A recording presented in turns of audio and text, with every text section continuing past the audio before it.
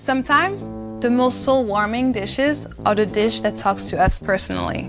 I'm going to take you to my childhood, where I'm going to introduce to you an Algerian dish where all you need is pepper, garlic, and tomatoes.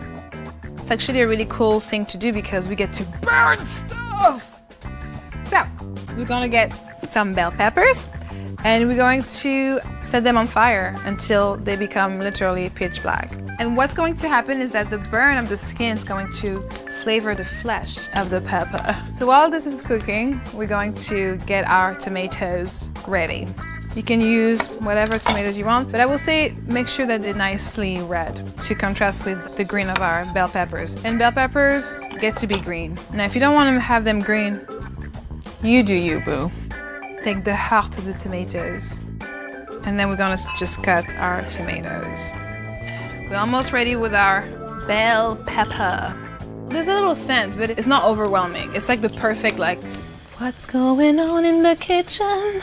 It's smoky, it's burnt, but it's not overwhelmingly strong. I remember sometime, like I would stay with my nanny in France. She was from Algeria, and I used to call her Ima. It's like mommy in Arabic. I was always fascinated by how simple that dish was. Okay, we're done. We're gonna let it sit a bit before we put the bell peppers in the Ziploc. And what that's going to do is that it's going to create some moisture with the bell pepper skin, and then it will facilitate the skin removal. All we need to do is wait a bit, maybe like 10 to 15 minutes. So our peppers have been cooled, and we're going to remove the burnt skin. You can either do it in the sink, or you can just have a bowl, just like what I'm doing right here. And it's easy breezy. See this? The burning basically wakes up the natural flavor of bell pepper.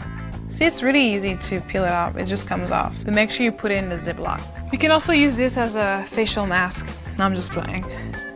So now we're gonna cut the top of our bell pepper. So we're gonna cut, there you go. It's time to saute our vegetables. We're going to use our skillet, drizzle some olive oil, and then we're gonna add our garlic. Garlic is the one where it doesn't even matter. The second you put it, it just smells like heaven. So before we burn our garlic, we're gonna put our tomatoes right away. We're gonna put the tomatoes first because that's the only vegetable between the two that's not cooked yet. Let's actually add some salt and pepper while we add it.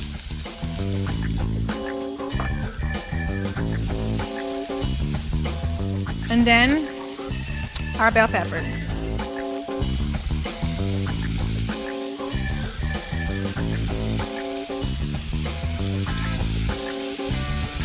All right, so we are done.